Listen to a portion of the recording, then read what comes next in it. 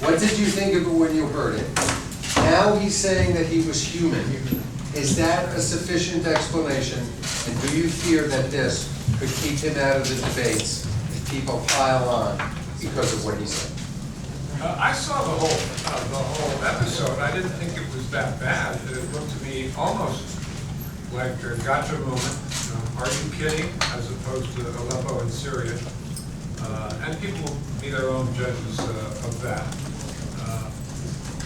I think probably 85% of the people in the country couldn't, put Aleppo on a map. So I'm not sure the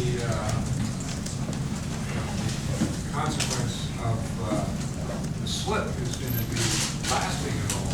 And I'm serious when I recall that Governor George W. Bush couldn't know the names of some fairly significant prime ministers. That's not an invitation. We got it right here and now. But I think people understand that you can forget a detail. So no, I don't think it has any impact on the debates except perhaps to increase our name recognition. But Governor, with all due respect, a lot of people already think of your campaign as being a bit of a lark, a sideshow. Are you not afraid that this is just going to compound that view or that thinking? Well, I spent the last 3 days with Gary doing a lot of very serious media and a lot of very serious funder appearances, and he's been great. Very relaxed, very calm, very knowledgeable. More so even in the past. I mean, I began to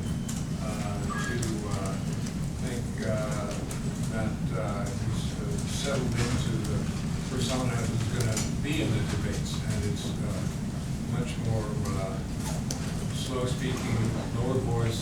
I think it comes, despite the context in which the question arises, from knowing your material. So, no, I don't think so. I mean, you never know. You never know. Governor Rick Perry pulled a blank on the stage of a debate, and some might say that wasn't even as bad as what Gary Johnson did, and yet it brought down his whole candidacy. So realistically, whether it's right or wrong, isn't this the kind of thing that can take down your campaign?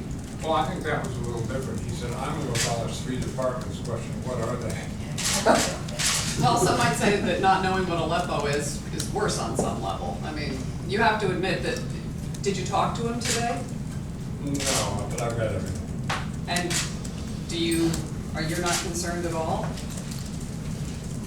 Well, I mean, you'd rather go without it, but you gotta take the bad with the good in a campaign, and above all, you can't fly into crisis mode every time there's something that happens that excites some people. I mean, I use the word hystericist advisedly. Some of the bloggers, like to fly off the handle. It's what they do for a living. But I do think that waiting just a day or two to see what the reaction among the public at large is could cast some more light on. I can't know, really. Are we to assume that you knew what Aleppo was before this all happened? I'm sorry? Are we to assume that you knew what Aleppo was before all of this happened? That he knew? You did. Oh yeah, you can assume that. I grew up with the book Once in Aleppo by Douglas Barton on my parents' bookshelf. Does your running mate know the difference between Aleppo and Armadillo?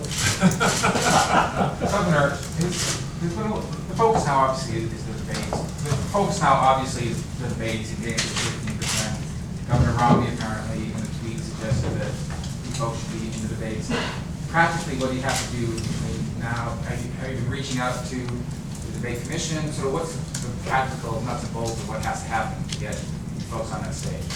Well, I've been watching very carefully the statements out of the debate commission, including the statement by Co-Chairman Farnkopf that maybe extra credit should be given for being over 15% in swing states, which Gary already meets, and a statement by Co-Chairman McCurry that the venue should prepare for 3 lectures. I know it's just in case, but I'm still, that's better than a sharp stick in the eye. So I think they're thinking about it, and in a neutral sort of way, I've been making sure the commission knows that we're aware that they're a tax-exempt organization, and that requires them to be nonpartisan rather than bipartisan. And there was a super PAC, a political action committee, that's actually aligned to support our campaign. We sent them quite a lengthy brief on that topic, which they can't tell us what they're going to do before they do it, but I've since read it. It's pretty good. And I've been beating the drum on the fact that their mission is educational, and the country wants to be educated because it feels something is missing. And my wife came up with a formulation which I think is quite telling. She said, why don't you just say this is a year when people have to think for themselves. You have all this back and forth, and does the duopoly have to exist? Does it have to be an R or a D? Everybody hates everything. Well, in a way, I think the answer, this is a year when people have to think for themselves, is a pretty good analysis of the situation. And I think if people do think for themselves, as opposed to thinking, I have to vote, all conservative, or I have to vote all liberal, or I have to vote for an R or a D because my family says so, or because the R's and the D's say so, I think that would be good, good for the country and good for our ticket. Miss, you have a question down here? Yes, Governor, going back to the Aleppo, does that vote imply that Monday is not ready to become energy? Well, suppose it had been Libya, and suppose the town had been Sirte, which it could have been 2 months ago. We wouldn't think twice about it. I think it's just that Aleppo has been so much in the news the last couple of days. And frankly, people are torn up about Syria because nobody knows exactly what to do. I think that contributes to the reaction. Governor?